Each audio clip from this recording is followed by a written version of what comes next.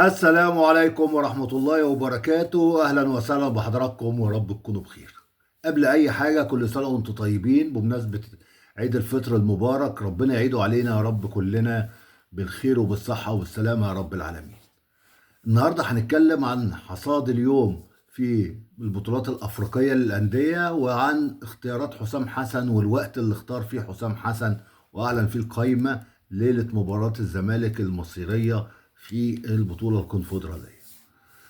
النهارده كان في 3 مباريات فاصلة في دور الثمانية للأندية المصرية. بدأت بمباراة بيراميدز والجيش الملكي المغربي اللي أقيم في ملعب 30 يونيو، ملعب دفاع الجوي ب 30 يونيو في القاهرة الجديدة. وبعديها الساعة 9 كان في مباراتين: مباراة الأهلي والترجي في استاد القاهرة، ومباراة شباب بلوزداد والمصري في الجزائر في ملعب نيلسون مانديلا في الجزائر العاصمة. انتهت المباريات النهارده بنتائج سلبيه للفرق المصريه: خروج النادي بيراميدز وخروج نادي الاهلي وخروج نادي المصري من دور الثمانيه. الاهلي وبيراميدز خرجوا من دوري الابطال، وبيراميدز خرج من الكونفدراليه. هنتكلم عن ملخص المباريات، وبعدين هنتكلم عن القصه بقى اللي هي بتاعت حسام حسن وقائمه المنتخب، وهل كان لازم دلوقتي تنزل قائمه المنتخب ولا لا. هنتكلم مع بعض. النهارده لو بصينا كده على الورق، ان كانت يعني اقوى فرصه للصعود كانت فرصه بيراميدز ويليها الاهلي. كان برضه على اساس انه بيلعب على ارضه رغم انه مهزوم الماتش اللي فات من الترجي 1-0 هناك، بس كان يقدر يعوض هنا. وبعد كده المصري اللي كان فيها صعوبه شويه، لان المصري كان متعادل 1-1 في السويس في مصر، ورايح يلعب هناك في الجزائر. انما بيراميدز، نبدا بقى بيراميدز اللي هو اول ماتش اللي كان الساعه 6. بيراميدز كان يعني يكفيه التعادل السلبي للصعود لدور نص النهائي، ولكن تاتي الرياح بما لا تشتهي السفن. وبيراميدز انا يعني مش عارف هل بيراميدز استهون المباراه، ما خدش المباراه اكيد بالجديه الكافيه، فان بيراميدز اتغلب النهارده ويفاجئ بان الجيش الملكي نازل عنده اصرار وعنده فعالية. ومن أول من الدقيقة التاسعة الجيش الملكي بيحرز، رضا سليم بيحرز هدف من الدقيقة التاسعة في بيراميدز، وبينتهي الشوط الأول 1-0 للجيش الملكي. وبعدين بعد كده بنيجي في الدقيقة 54،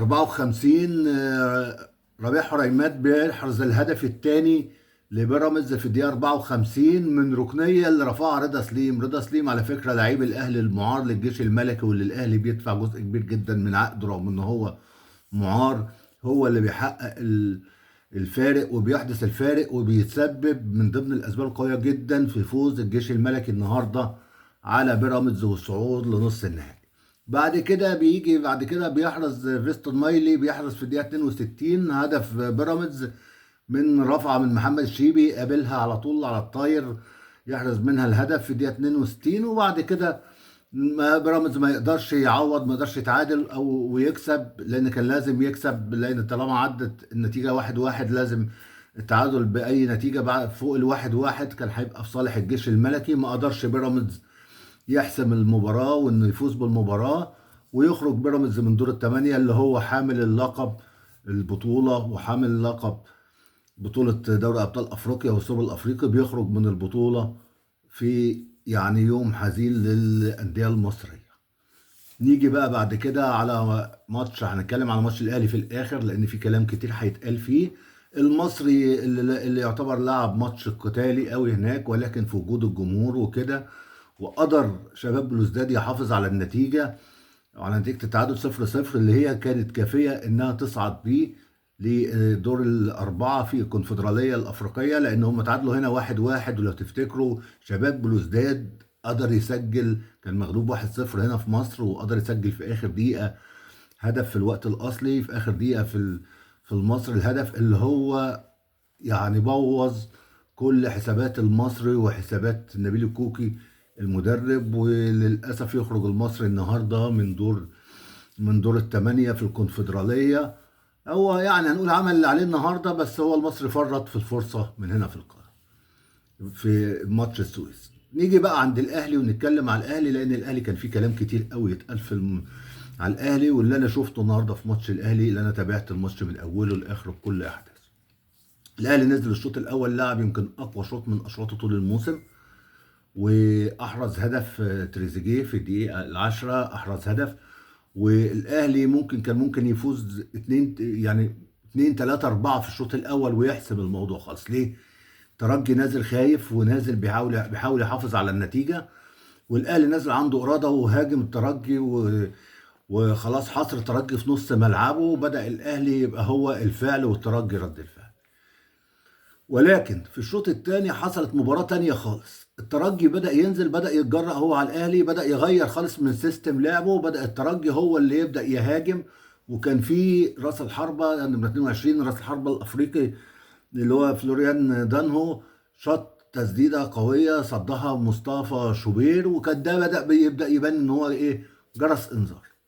لغاية ما وصلنا للدقيقة 67، اشرف بن شرقي بمنتهى الرعونه، كوره جات له من بالعمري، هو بيرجع كوره تاني لزميله غلط، خدها دانو لعبها مع ساس اللاعب البرازيلي، بيلعبوا وان طول بعض.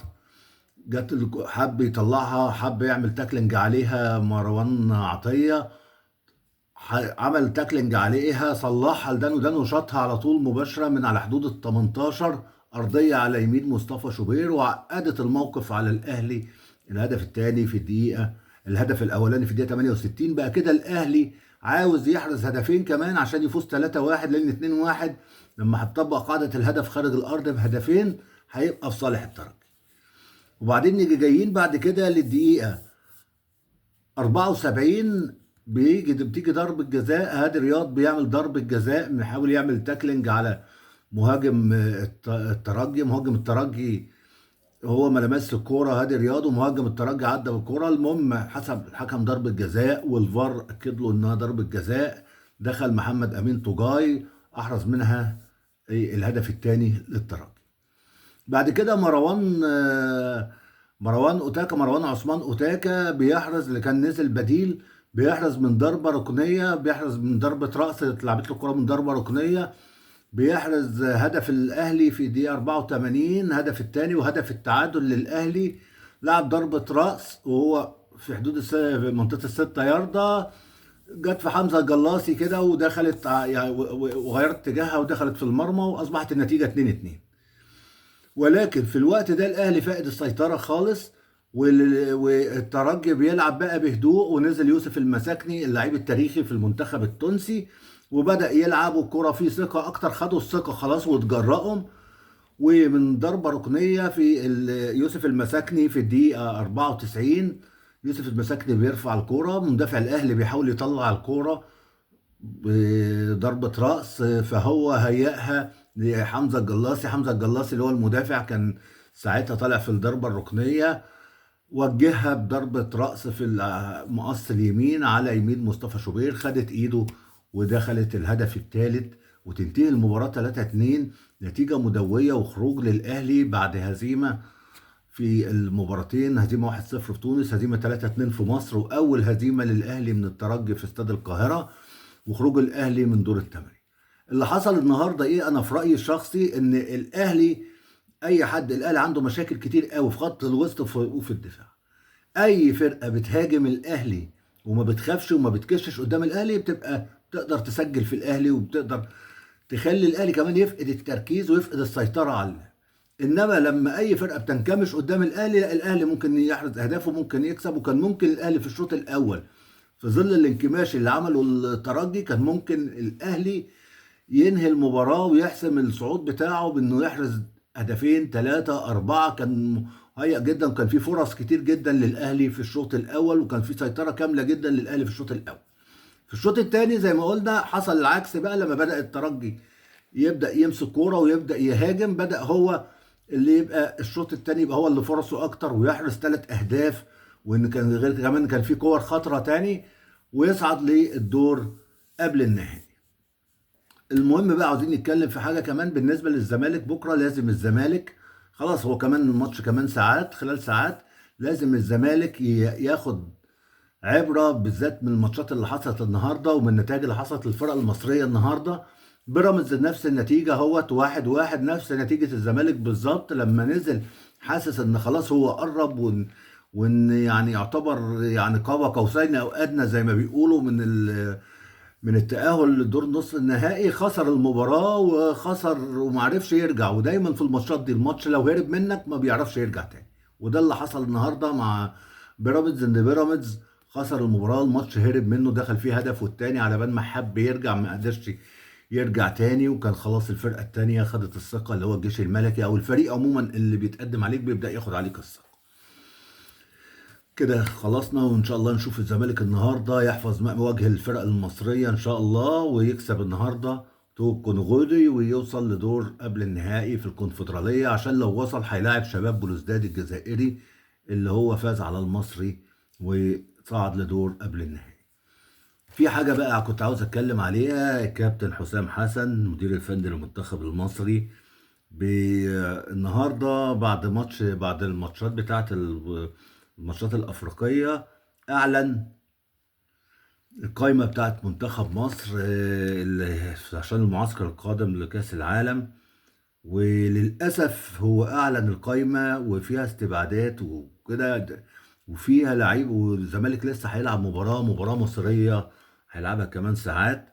طبعا في لعيبة في الزمالك كانت بتتعشى منها تبقى في المعسكر ما انضمتش، وفي لعيبة كانت منضمة قبل كده الفترة اللي فاتت مش منضمة المرة دي. فكل ده ممكن يسبب ضغوط كتيرة جدا ويسبب تشتيت جدا للعيبة، وللأسف الموضوع ده حصل قبل كده، فمش عارف ايه الغرض منه.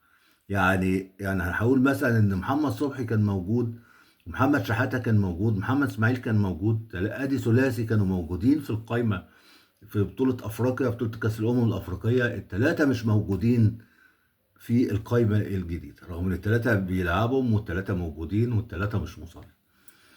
فليه ما نستناش؟ ما كناش نستنى الساعات ديت، هي كلها على بعضيها يعني ساعات اقل من 24 ساعة، وكنا على اعلن القائمة اختار اللي تختاره. يعني انت مثلا هو طبعا كان المعتاد واخد مصطفى شوبير ومحمد الشناوي. يعني النهارده حتى مصطفى شوبير اللي يعني كان فيه يعني كل بيقول عليه ان هو من احسن الحراس وكده، انا شايفه يعني حارس زيه زي اي حارس يعني. احمد الشناوي مش متاخد اصلا، احمد الشناوي بيراميدز مش متاخد. واللي هم انا في رايي احنا عندنا مشكله عموما في حراس المرمى في مصر. يعني انا شايف النهارده مصطفى شوبير النهارده برضو يعني ممكن في اهداف، بس مثلا الهدف الثالث كان كرة في ايديه يعني، ادي هدف. يعني ضربة الجزاء طبعا لا يسأل عنها، التسديدة ليها وعليها اللي هي بتاعت دانهو اللي هو الهدف الاولاني. فانا مش شايف يعني ان في حارس. طب محمد الشناوي ومصطفى شوبير، طب هو يعني اتنين حراس من نادي واحد، كانوا قبل كده برضو ثلاثة حراس من نادي واحد. عموما ملناش يعني، طبعا دي اختيارات المدير الفني ويعني له مطلق الحرية في الاختيارات. بس أنا بتكلم على نقطة مهمة جدا، إزاي الاختيارات تبقى والفريق الزمالك عنده ماتش مصيري. أظن الزمالك دلوقتي هو الممثل الوحيد للكرة المصرية، فياريت المسؤولين يحطوا في وضع الاعتبار، مسؤولين عن القدم المصرية، اتحاد الكورة والرابطة وكده، إن الزمالك دلوقتي هو الوحيد اللي بيمثل الأندية المصرية بعد للأسف الثلاث أندية المصرية التانيين ما خرجوا. نتمنى إن الزمالك يقدر يكمل المسيرة ويفوز ببطولة الكونفدرالية، تبقى تعتبر حفظ وجه للكرة المصرية. وإن شاء الله نتقابل بقى النهاردة في ماتش الزمالك، وإن شاء الله خير يا رب كده، وتكون نتيجة مرضية وفوز الزمالك وصعوده للدور قبل النهائي. والسلام عليكم ورحمة الله وبركاته.